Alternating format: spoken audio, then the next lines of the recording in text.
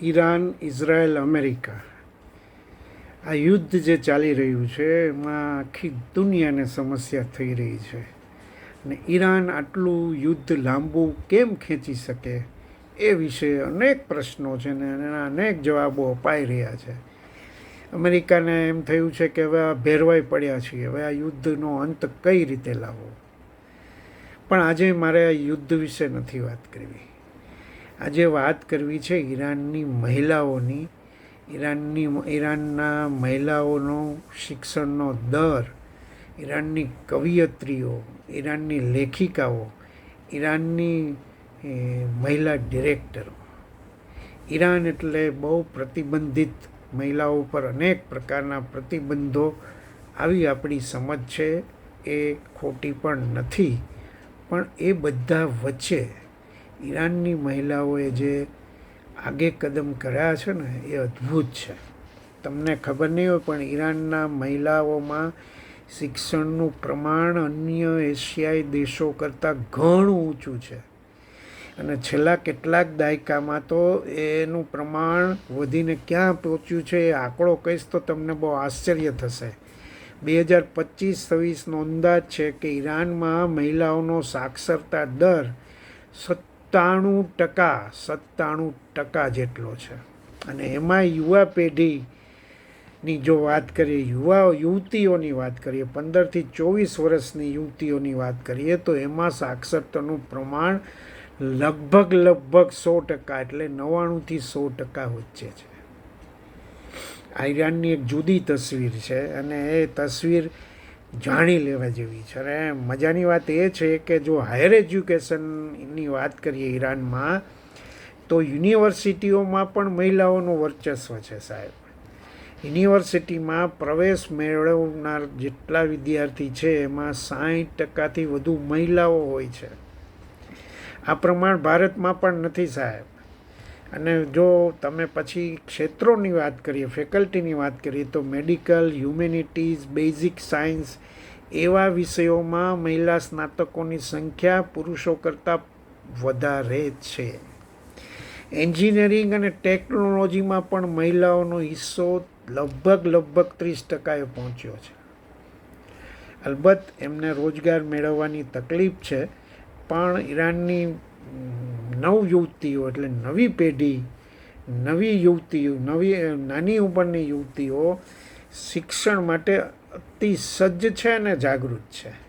આજે ઈરાનનો health workforce છે, જે ડૉક્ટર ને નર્સ કહેવાય, એમાં 60% હિસ્સેદારી મહિલાઓની છે.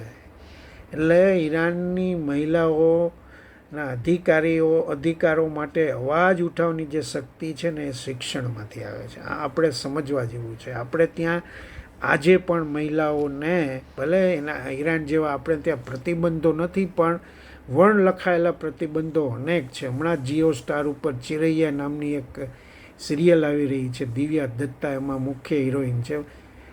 એમાં આવા જ બધા પ્રશ્નોનો સમાવેશ છે કે આપણી હજી પુરુષ માનસિકતા કેવી છે.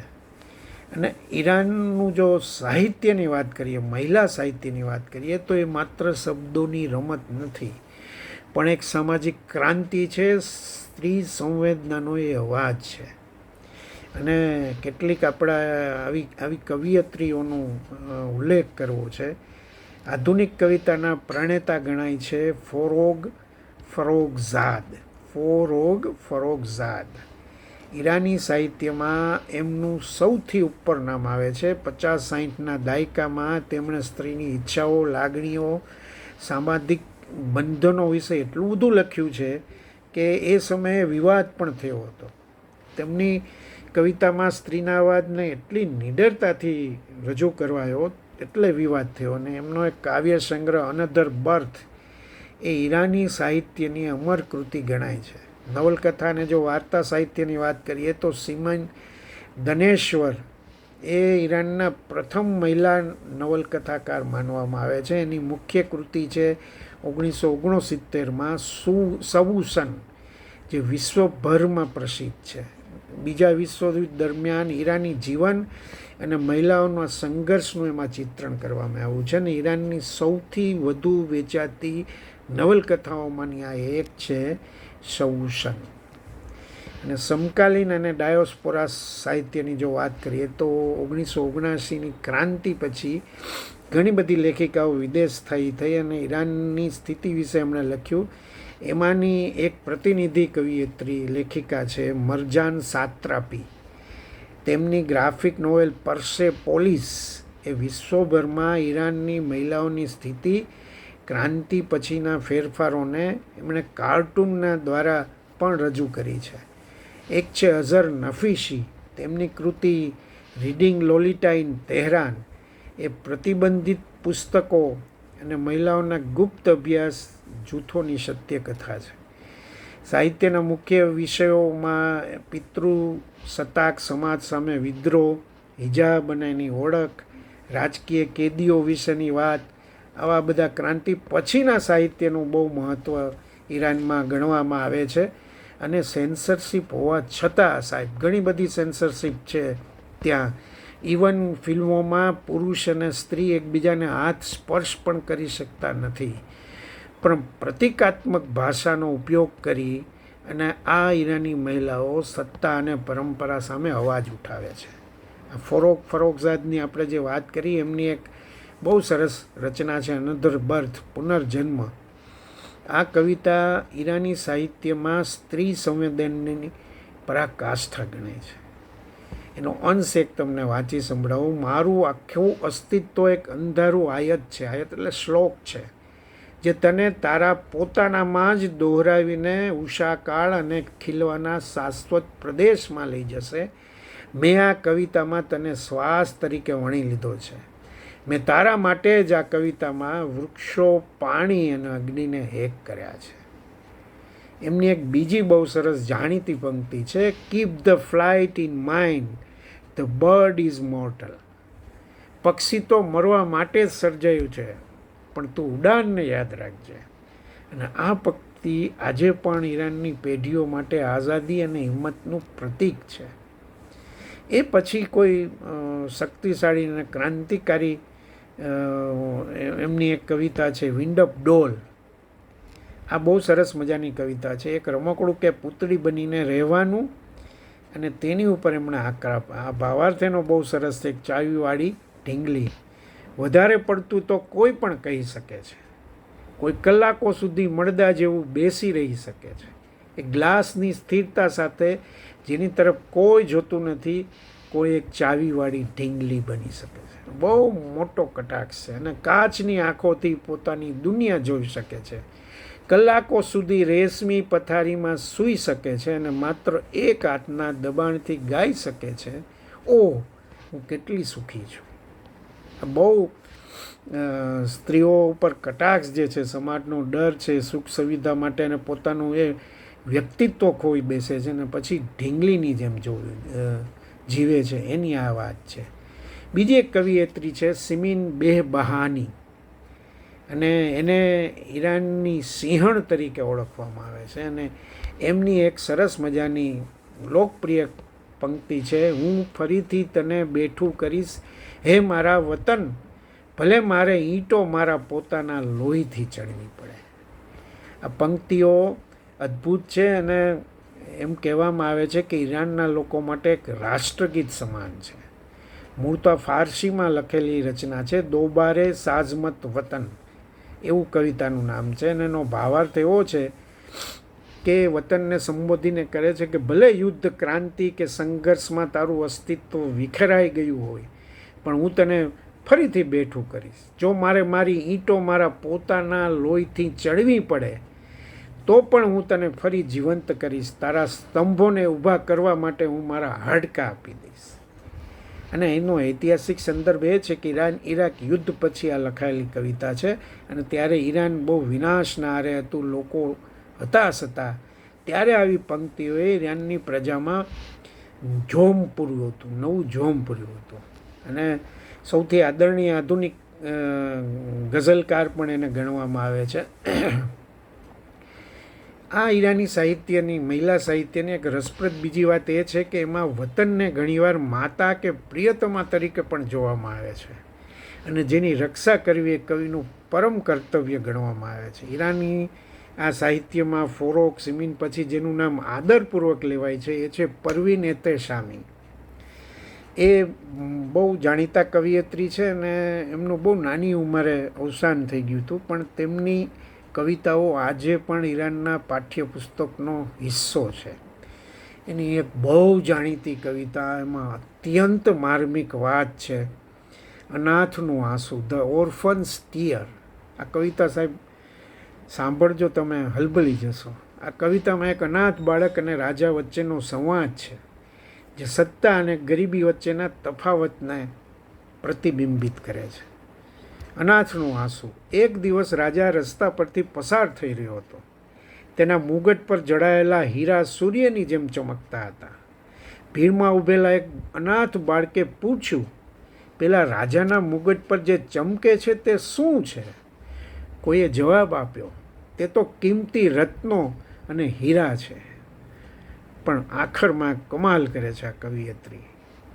પણ બાળકે તેની આંખમાં આવતું આંસુ લૂંટતા કહ્યું, ના, તે હીરા નથી, તે તો મારા જેવા ગરીબોના લોહીના ટીપા છે જે થીજીને પેલા મુગટમાં જડાઈ ગયા છે.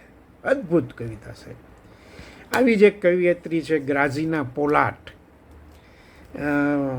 એમણે ગ્રાનાઝ મુસવી એનું નામ છે, અને એમાં તહેરાનનું આધુનિક જીવન કેવું છે એની મહિલા સંઘર્ષની વાત છે. ને એમની એક પંક્તિ બહુ જાણીતી છે, મેં મારા અવાજને પાંખો આપી છે, મેં મારા અવાજને પાંખો આપી છે, ભલે આકાશ પર પ્રતિબિંબ હોય. એટલે આવી બધી અનેક મરજાન સાત્રાપીની આપણે અગાઉ વાત કરી. એમની એક ગ્રાફિક નોવેલ બહુ જાણીતી છે પરસેપોલિસ, એની પણ આપણે વાત કરી. મુદ્દો એ છે સાહેબ કે એક લેખિકા હતી અઝર નફીસી. એમણે રીડિંગ લોલિટા ઇન તહેરાન એવી એક પુસ્તક લખ્યું, અને ઈરાનની યુનિવર્સિટીમાં જે કડક પ્રતિબંધો મૂક્યા ત્યારે વિદ્યાર્થીઓને મળીને એમણે ગુપ્ત રીતે પ્રતિબંધિત પશ્ચિમી સાહિત્ય વાંચવાનું શરૂ કર્યું હતું. આ સવુશન મેં પણ એની પણ વાત કરી. એટલે આવા તો અનેક, તમે ફોરોકની વાત કરી, એમની બારી વિશેની વાત જે છે કે બારી આ મહિલાઓ માટે કેવું પ્રતીક છે કે બહારની દુનિયા અને આઝાદીના પ્રતીક તરીકે આવે છે. તે દર્શાવે છે કે ભલે તેઓ ચાર દિવાલોમાં કે હિજાબમાં હોય, તેમની દ્રષ્ટિ હંમેશા આઝાદી તરફ રહે છે. ઈરાની સિનેમાની તમે વાત કરો તો એની સાદગી અને ઊંડા પ્રતીકો માટે જાણીતી છે. કારણ કે મેં તમને કહ્યું કે એમાં મર્યાદાઓ મૂકવામાં આવી છે. તો એમાં રક્ષાન બની એતેમાદ, એ ઈરાની સિનેમાની ફર્સ્ટ લેડી માનવામાં આવે છે.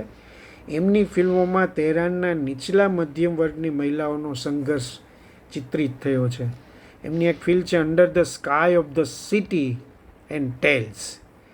આ ફિલ્મોમાં સ્ત્રી પાત્રો પીડિત નહીં પણ વ્યવસ્થા સામે લડનારા ફાઇટર તરીકે આવે છે. પછી સમેરા મખમલ બફ છે.